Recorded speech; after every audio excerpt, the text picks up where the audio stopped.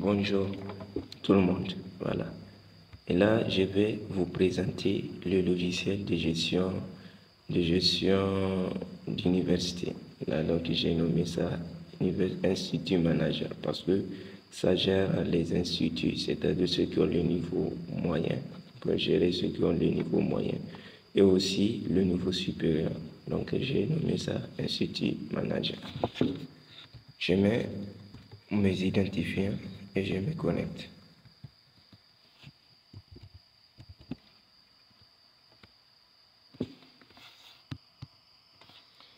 Voilà, donc j'ai mis mes identifiants. Je fais se connecter.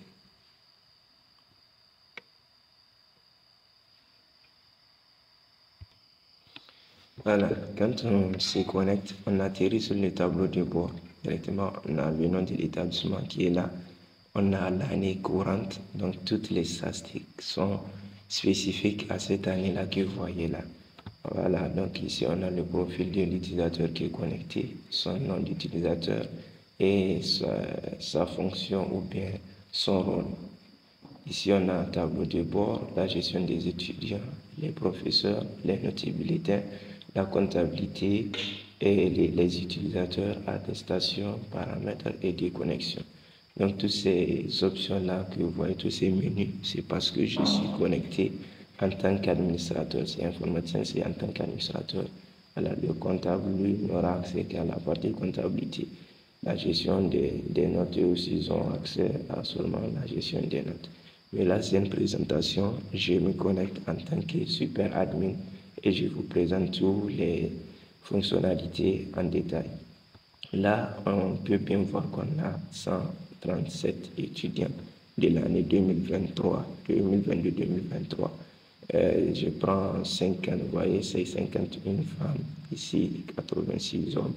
Ici, on a 54 professeurs enregistrés. Et là, c'est des effectifs par niveau. Vous voyez, licence Pro 3. Ici, c'est licence générale 3, licence générale 1, licence générale, licence professionnelle 1, master général 1, licence Pro 2, et ainsi de suite. Et vous pouvez voir directement là lequel des niveaux a plus d'effectifs. Et aussi, c'est les effectifs par section là. Ici, on peut bien voir que c'est ici droit des affaires DA, c'est droit des affaires, génie électrique, génie informatique, finance banque, voilà. Donc c'est ça qui est plus en fonction du plus, voilà, donc du plus élevé jusqu'au plus faible. Ok, et par là on a les effectifs. Maintenant, donc on va passer directement aux paramètres parce que c'est là que tout va se jouer. Là, on va passer la majeure partie de notre temps au niveau du paramétrage. Donc là, quand je clique sur paramétrage, on a tous ces onglets-là. L'onglet ici, c'est année scolaire. Là, donc on va gérer les années scolaires. Là, parce que vous voyez déjà, c'est 2023, 2022-2023 qui est là ici. C'est parce que c'est l'année-là que j'ai défini comme année courante. Par exemple, si maintenant, actuellement, on dit qu'on va dire qu'on va avoir les données de 2023-2024, on fait seulement un double-clic sur la ligne et puis ça modifie directement. Vous voyez ici là que ça modifie 2023-2024. Et là, quand je retourne sur le tableau de bord, vous pouvez voir que les données ont changé. Les données ont changé, c'était pas ces données-là. Voilà, donc je reviens, je mets ça sur 2022-2023, juste pour montrer. Et ici, on a les facultés et les sections. Ici, on a la liste de toutes les facultés enseignées dans l'établissement. On a la faculté des sciences et technologies, faculté des sciences économiques et faculté des sciences juridiques et politiques, faculté médecine. Voilà. Et ici, on peut ajouter une faculté et on peut supprimer. Mais là, pour la suppression, c'est contraignant. Par exemple, si je dis comme ça, je vais supprimer, vous voyez, impossible de supprimer une faculté qui a des sections. Là, il va falloir supprimer les sections pour pouvoir supprimer la faculté. Et pour supprimer les sections aussi, ça va bloquer la suppression des sections quand il y a déjà des étudiants de la section. Vous voyez. Donc, c'est des restrictions pour garantir un peu la sécurité des données. Là, on a les facultés et sur chaque faculté, quand on clique, on a les sections qui sont liées. Par exemple, je clique sur la faculté des sciences et technologies, on a les sections. Les sections, ce ne sont rien d'autre que les filières. Je clique sur la faculté des sciences économiques, vous voyez toutes les sections qui sont associées. Ici, je clique sur faculté des sciences juridiques et politiques, vous voyez les sections. Mais là, faculté des sciences, faculté de médecine, on n'a rien. Voilà. Mais là, je vais juste montrer, pour vous montrer un peu. Faculté, voilà, je mets santé seulement. Santé.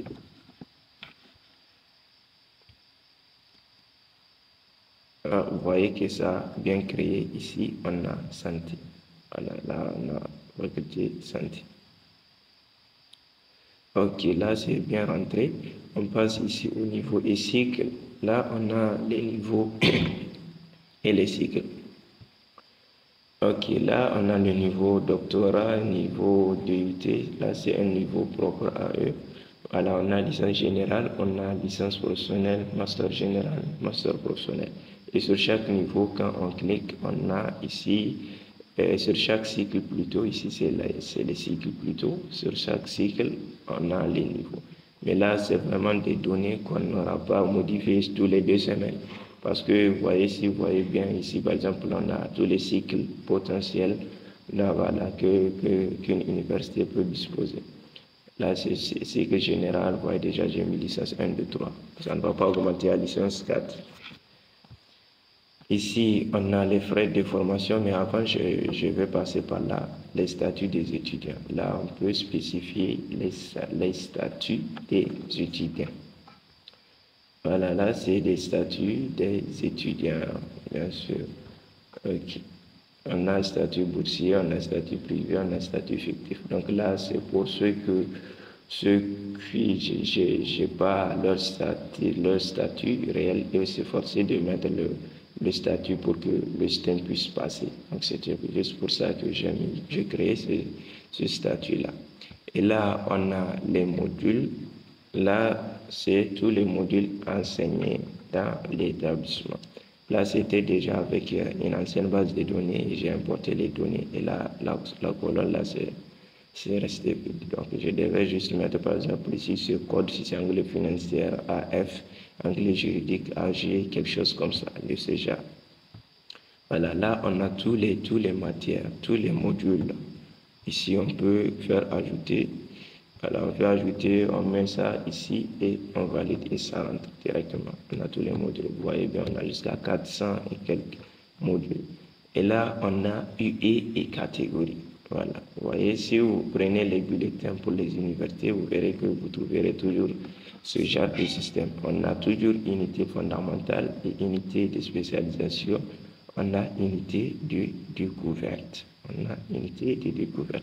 Et vous pouvez bien voir ici qu'on peut ajouter des unités. Mais là, je ne pense pas si voilà, tous les bulletins, presque tous les bulletins des universités, ils vont s'arrêter juste à ces trois unités d'enseignement. Et sur chaque unité d'enseignement, on peut avoir plusieurs catégories. Là, c'est la liste de toutes les catégories, pas ici, pas façon, par exemple, on peut dire unité fondamentale, on va mettre les catégories, non. Parce que ici, les catégories pour unité fondamentale, ça dépend de plusieurs facteurs. Ça va dépendre du niveau de la section et du semestre aussi. Donc là, on ne peut pas lier unité fondamentale pour dire que c'est les catégories qui sont associées. Voilà. Donc là, c'est les catégories. Il faut juste noter que pour les bulletins universitaires, on doit mettre ici une catégorie, une unité d'enseignement et sur chaque unité d'enseignement, on place des catégories et c'est au niveau des catégories, on met des modules. Voilà. Donc là, je reviens sur frais de formation. Là, c'est sur les frais de formation. Quand je prends 2022, vous voyez, tous les endroits où on devrait sélectionner une année, ça présélectionne l'année courante. Et si on change, bien sûr, on peut changer. Là, je vois, je dirais licence pour 1. Je mets le statut privé. Donc, il n'y a rien qui est défini. Ici, pour cette année-là, il n'y a pas de frais.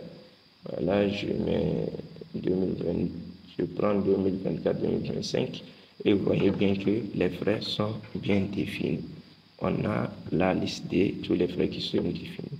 Et là, moi, ce que je veux faire pour la démonstration, je vais créer une nouvelle année. Je crée une nouvelle année 2021, une année qui n'est pas là, 2025-2026. Je fais ajouter et l'année a bien été ajoutée, 2025-2026. Je fais double-clic dessus pour l'ajouter. Vous voyez, maintenant je fais double-clic, c'est apparu là. Voilà, ici 2025-2026, l'année est bien ajoutée. On revient sur le tableau de bord et vous voyez que tout a disparu. Parce que tous les données maintenant dépendent de l'année, tout a disparu. Et là, je vais définir les frais parce que pour créer un nouveau étudiant, il faut bien sûr définir les frais de formation avant. Voilà, je viens maintenant au niveau des frais de formation pour définir. Je dirais pour cette année, vous voyez déjà ça prend. Je mets niveau licence pro, parce que je sais que je vais enregistrer des étudiants là-bas. Je mets statut privé, inscription, c'est à 30 000. Ouais, et ils vont payer, pourquoi pas, 400 000. Ça, c'est le statut privé. Donc, ce que le système va faire, c'est que ça va prendre toutes les sections et ça va leur assigner la valeur, là, les deux valeurs, l'inscription 30 000 et formation 400 000. Je fais valider. Et vous voyez, tous les frais sont enregistrés. Maintenant, ça dit génie électrique et énergétique, inscription 30 000, formation 400 000. Mais il faut bien noter que c'est propre à licence 1, statut privé. Donc, quand on a un autre statut, par exemple, je prends un statut boursier et eux, je dirais que là, c'est 100 000. Voilà, donc là, c'est en fonction du statut, le système va récupérer les frais de formation. Là, vous voyez, pour les boursiers maintenant, boursier en âge, j'ai mis 100 000. Quand on revient sur du privé, vous voyez bien que c'est 400 000. Et là, je crois que c'est bon, on peut commencer déjà à créer des étudiants. Là, je fais, vous voyez, ici, ça ne remplit pas toute la partie. Et là, il suffit juste de se placer entre deux colonnes et faire un double-clic. Et là, ça va passer. Là, je fais un nouveau étudiant. Je mets le nom. Je mets Ali Zakou. Ici, je mets Ali Zakou. Je mets prénom. Bilal. Juste un nom. Ici, date de naissance, je mets une date de naissance au hasard. Lieu de naissance, je mets ça au hasard aussi. Un numéro fictif, un numéro par hasard. Ici, on peut préciser numéro 2. Ici, la nationalité. Voilà, on a ces nationalités. On peut ajouter, bien sûr, une nouvelle nationalité. Voilà, je laisse ici. Je dirais que c'est un célibataire. Et là, ici, le diplôme d'entrée. Donc, puisque c'est une université, donc il est rentré avec le bac. Je dirais que puisque je compte l'inscrire en L1. Mais là, vous devez dire que bon, là, pourquoi on n'a pas les informations sur la scolarité? Là, on n'a pas des informations sur la scolarité. On n'a pas des infos sur le niveau, ni la section, ni la faculté, rien du tout. Rien du tout. Là, j'ai mis ça, c'est les informations générales de l'étudiant et on fait valider bac 3. Je mets bac à 4. Voilà, j'ai fait valider, vous voyez, enregistrement effectué avec succès. Donc, l'élève, les informations générales ont été déjà enregistrées. Mais là, c'est la fiche d'inscription, vous voyez, c'est automatique. Et là, même si on tente de ne pas faire, vous voyez ce que ça me dit, vous devez obligatoirement créer une fiche. Là, ça refuse même. Ici, même si on a abandonné l'inscription, il faut quand même continuer avec toutes les choses, tous les champs et valider. Après, vous supprimez l'étudiant. Mais quand vous inscrivez un étudiant, il lui faut obligatoirement une fiche d'inscription. Là, je dirais, il doit faire génie informatique, niveau licence pro 1. Et le statut, vous voyez, quand je mets privé, vous voyez les frais. Déjà, c'est récupéré, c'est 30 000 inscriptions, 400 000. Et si on lui fait remise, par exemple, je dirais 5%, vous voyez, le montant de la remise, c'est 20 000. Et maintenant, son net à payer, c'est 380 000. Vous voyez bien. Voilà, donc je lui laisse la remise pour que vous voyez un peu. Ok. Vous voyez, l'élève, maintenant l'étudiant a été bien créé. Voilà, je reprends avec un nouveau. Je mets Younous Hamadou. Je mets un nom, Omar. Non, je mets Mariam. Date de naissance, moi je mets toujours des dates de naissance au hasard. Lieu de naissance, contact au hasard. Voilà, là je mets sexe féminin, je prends nationalité, je dirais là c'est marié. Voilà. Lui aussi il est rentré avec un bac A8. Là je dirais A8. Je fais valider. Vous voyez, ça a été bien validé. Maintenant, on a la fiche d'inscription. On a Younous Hamadou, déjà ça nous dit le nom, mais on ne peut pas modifier parce que là c'est automatique. Ok, je prends la section, je les mets dans la même faculté. Dans la même section, j'ai une informatique et je mets licence pro 1. Mais cette fois, lui, je vais lui spécifier boursier. Boursier, vous voyez, le boursier, c'est 100 000, donc ça brille ici, là. Là, c'est la date d'inscription. Si votre machine n'est pas à date, vous pouvez bien sûr modifier. Et le matricule ici, au début, on n'avait pas spécifié ça parce que c'est automatique. Là, on ne peut même pas saisir, c'est automatique. Donc, on fait valider seulement, on aura le matricule. Dès que j'ai fait valider, vous voyez le matricule qui s'est généré. Voilà. Donc, vous voyez, le matricule s'est généré ici, licence pro, dans licence pro, parce que ici, licence pro, dans la licence pro, c'est lui le premier, et il fait licence pro 1, génie informatique, là aussi, c'est lui qui est le premier dedans, à barre l'année, bien sûr. Et ici, c'est la même chose. Voilà, maintenant là, on a créé, ici, on a enregistré 2 étudiants. Si on passe sur le tableau de bord, on peut le constater. 2 étudiants, une femme, un homme. Ça, c'est clair. Ici, effectif de section, puisque c'est une seule section, c'est GI seulement, génie informatique. Ils sont tous des génies informatiques. Ici, ils sont tous du même niveau. Donc, c'est forcé, on aura ça. OK. Là, je reviens sur les étudiants. Vous voyez que j'y suis. Je peux afficher la liste, mais là, pour afficher la liste, il faut spécifier.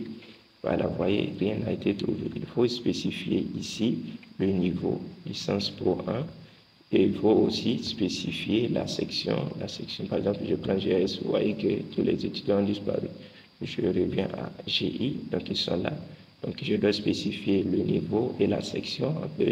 Je peux voir ici la liste des étudiants. Vous voyez ici, là, c'est le timbre de l'établissement avec l'année courante. Ici, section, la section et le niveau effectif. Et on a la liste des élèves. OK. Là, on a la fiche d'inscription et le certificat de scolarité. Donc, on peut juste rechercher l'étudiant et trouver. Voilà, par exemple, si on a le nom de l'étudiant, on n'a pas son matricule, on retire ici ces coordonnées-là. Et là, juste avec l'année-là, on aura la liste de tous les étudiants de l'année courante, de l'année qui est spécifiée là. Et là, si on met le nom ou le matricule, donc la recherche se fera sur tous les étudiants. Mais on peut encore bien préciser, par exemple, parce que quand vous prenez ici et vous dites au Bilal, par exemple, c'est sur le prénom, donc je mets Bilal. Donc là, ce Bilal, ça va lister tous les Bilal de l'année là. Mais alors que si on spécifie un niveau, ça va juste chercher Bilal au niveau du niveau licence pro 1. Là, vous pouvez voir que si je prends licence pro 2, on ne l'aura pas. OK. Là, je retire ce Bilal Bill. OK. Là, c'est la fiche d'inscription. On peut imprimer la fiche d'inscription. Donc, vous voyez ici, ça, c'est la fiche d'inscription avec tous les coordonnées, voilà, de l'étudiant. Ici, on peut imprimer le certificat de scolarité. Là, c'est le certificat de scolarité. Voilà. Donc là, c'est le certificat de scolarité qui indique que, bon, voilà. OK. Je fais aussi, c'est pour celui-là pour tester. Vous voyez, ces numéros aussi, ce sont des numéros qui sont gérés automatiquement. Vous voyez, aucun étudiant ne peut avoir ici ce numéro-là. Par exemple, le numéro 2, notre avait 1. Voilà. Donc là, c'est bon pour l'enregistrement, je pense. Voilà, maintenant pour la modification, si je veux, je peux modifier. Voilà, donc ici, ça, si je veux modifier les informations de l'option qu'il a choisi, soit le niveau, la section et autres, donc vous faites ainsi. Vous cliquez là et vous verrez la fiche d'inscription avec toutes les informations. Vous pouvez encore modifier la remise ou même changer de section, mais il faut noter que quand vous changez de section ou de niveau, bien sûr le matricule va changer parce que ici c'est licence pro et que vous passez à licence LP3, donc forcément ça va changer ici le matricule. J'ai fait annuler. Et pour changer les informations, modifier les informations généraux de l'étudiant, vous n'avez qu'à double-cliquer sur le nom de l'étudiant. Vous voyez, j'ai fait un double-clic dessus et maintenant j'ai toutes les informations de l'étudiant ici. On peut même spécifier la photo. On peut spécifier la photo. Je ne sais pas si j'ai des photos. Voilà, je vais mettre ça. Vous voyez, on peut spécifier la photo. Quand on spécifie la photo, mais là, il faut mettre, modifier pour que ça puisse garder les informations.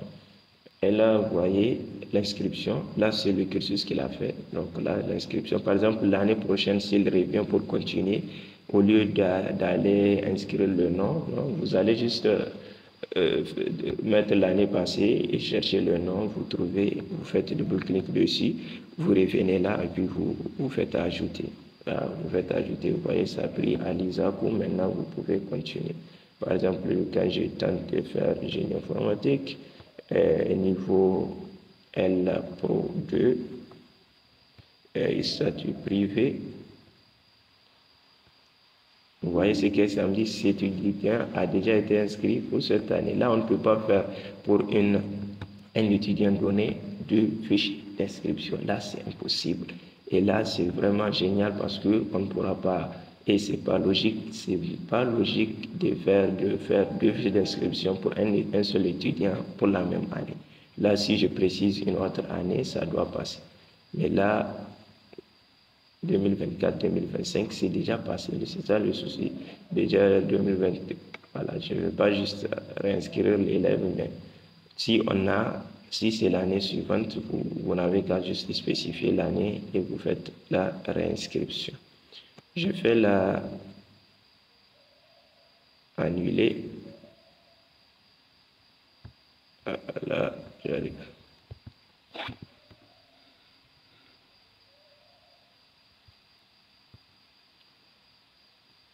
Ok, ou bien, bon, je vais prendre l'année passée, je vais l'inscrire c'est pas quoi, mais du moins, on va passer pour juste voir qu'on peut réinscrire directement. Vous voyez, l'inscription a bien été ajoutée, mais on peut bien sûr la supprimer. Là, je fais back. Voilà, maintenant, on est ici. Là, c'est bon pour les étudiants. Je passe au niveau des professeurs. La gestion des professeurs, rien de bien plus compliqué. Ça, c'est juste la liste des professeurs, toute la liste des professeurs. Et là, on peut chercher le professeur avec son nom ou bien son numéro de téléphone. Mais là, on a, par exemple, je prends 86. Voilà, 86. Vous voyez, je tombe directement sur le professeur en question. Et on peut ajouter un nouveau professeur. Voilà.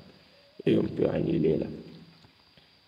Ok, là je passe, je vais faire une vidéo dédiée à ça sur la partie des notes et bulletins. C'est la partie la plus complexe vraiment. Donc là, ça sera.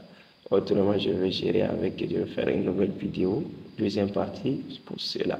Je passe au niveau de la comptabilité. Donc là, quand on vient au niveau de la comptabilité, on a les statistiques. Total à payer, remise accordée, net à payer, voilà payer, reste à payer. Là, vous voyez, le total à payer, c'est deux étudiants. L'autre avait 100 000 et l'autre c'était 400 000 et on lui a réduit 200 000. Donc, vous pouvez faire la somme 100 000 plus 400 000 dans laquelle on retire 20 000. Donc, vous pouvez bien voir que le total, le total, en fait, c'est les 100 000 plus les 400 000. Donc, ou bien c'est combien là j'avais mis, j'ai oublié un peu. Voilà, donc, et là, c'est les remises qu'on a accordées. Vous pouvez bien voir que c'était 20 000. Donc, c'était 20 000. Et ici, le net à payer, ce que les étudiants doivent payer réellement, c'est les 120 000, puisque les 20 000, normalement, c'est ça, mais on a 20 000 remises accordées, donc ça revient à cela, 200, 520 000. Ok, là, payer, c'est 0. Le reste à payer, 520 000. La boursier AGDR, boursier ST. Donc, ces deux statuts qu'ils ont, voilà. Là, c'était propre à leur gestion. Ok, là, pour venir, on peut faire nouveau, ici, nouvel versement. Et quand on fait un nouveau versement, ici, voilà, quand c'est pas tout rempli, vous placez entre deux colonnes et vous faites double-clic et puis c'est tout. Et là, déjà l'année est sélectionnée et on a la liste de tous les étudiants de l'année. On peut juste commencer à mettre les matricules, le nom ou le prénom de l'étudiant, juste pour trouver l'étudiant en question. Là, quand je trouve l'étudiant, je prends Pilar. Par exemple, je prends Pilar, ça me dit que lui, de frais de formation, c'est 400 000. On lui accorde des remises, ça dit 5%. La remise, ça va à 200 000. Et ici, c'est que lui, il doit verser, c'est ça ici. Voilà, c'est ça ici, 380. 380. Et c'est ce qu'il a payé là, c'est ce qui lui reste à payer à qui. Là, le reste, ça n'a pas modifié un peu. Là, j'arrive. Ok, là, je fais nouveau versement. Et là, les versements, soit c'est frais d'inscription ou frais d'information. Je mets frais d'inscription, je mets 30 000. Je mets lui, il a fait versement inscription de 30 000. Ok, vous voyez, le versement a bien été ajouté et on peut l'imprimer. Vous voyez, on peut imprimer directement le reçu. Vous voyez, lui, le reste à payer, c'est 180 000.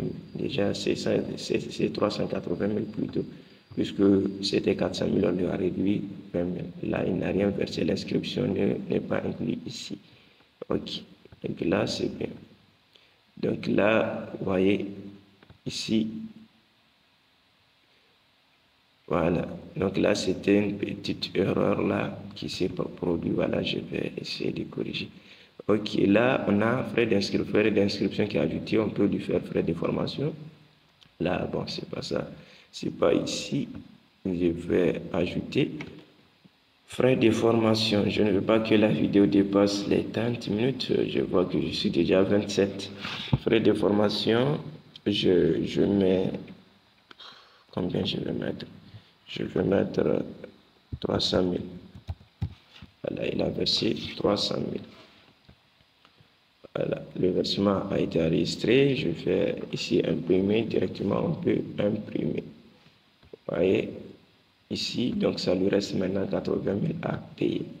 Vous voyez, et ici, vous pouvez bien voir que maintenant, payer a passé à 300 000, puisque les inscriptions ne sont pas incluses ici dans les paiements. Là, le reste, c'est 80 000. Ça a bien modifié là.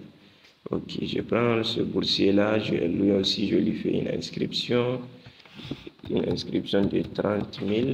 Ok, frais d'inscription. Et je fais valider. Ok, là, lui, c'est inscription seulement, il a fait. Donc, ça lui reste à payer 80, tous les 100 000. Donc, c'est les 100 000 qui lui reste à payer. Et celui-là, son reste à payer, c'est... Son reste à payer, c'est quoi, combien? Ici, il y a une petite erreur sur les calculs là. Donc, je verrai ça. Ok. Là, si je fais retourner, je fais un bac.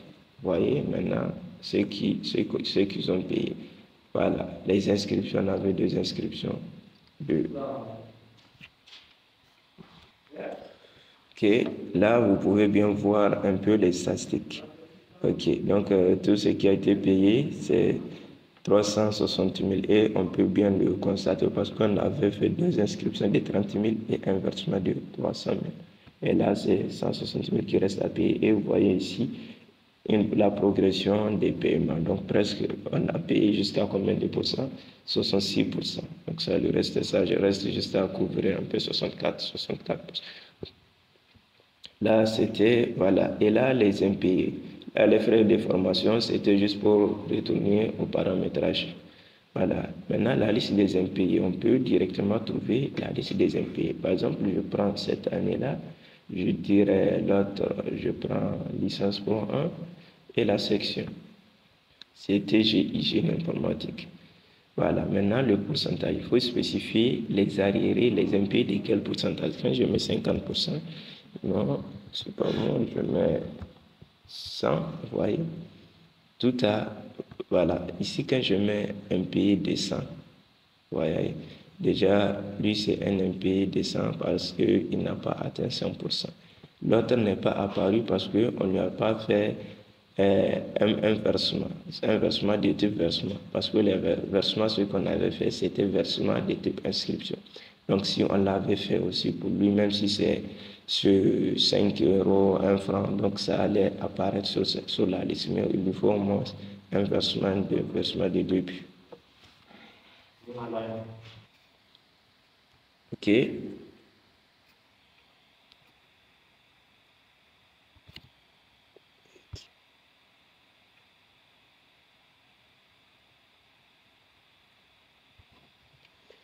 Ok, là, on peut imprimer la liste des impayés. Je fais imprimer, on a impayé, voilà, arriéré 100%, ceux qui n'ont pas atteint 100%. On a la liste des matricules, on a les nets qu'ils devront payer. Ouais, celui-là, c'est 380 000. Ce qu'il a payé, c'est ça. Et son pourcentage de paiement, c'est ça. Donc, ça va faire ça pour tous les étudiants. Et là, on est bon, on passe au niveau des utilisateurs. Voilà, là, ça, c'est la gestion des utilisateurs. Donc, on peut bloquer les utilisateurs, ils peuvent se connecter et tout ça avec. Et là, on peut générer les attestations. Okay. Là, juste pour vous montrer un peu, on peut générer les attestations. Là, on met la moyenne qu'il a eue. Je fais valider celui-là. Voilà, la moyenne a bien été ajoutée. Je fais attestation de réussite. Vous pouvez bien voir que l'attestation est bien générée avec la moyenne là. Ok. Ok, donc là, c'est bon. Donc là, je ferai une deuxième partie pour expliquer un peu la gestion des notes et tout ça. Voilà, parce que là, c'est une gestion vraiment qui est assez vaste. Là, déjà, je suis à 32 minutes et je vais m'arrêter là. Voilà, donc sur ce, je vous dis à la prochaine.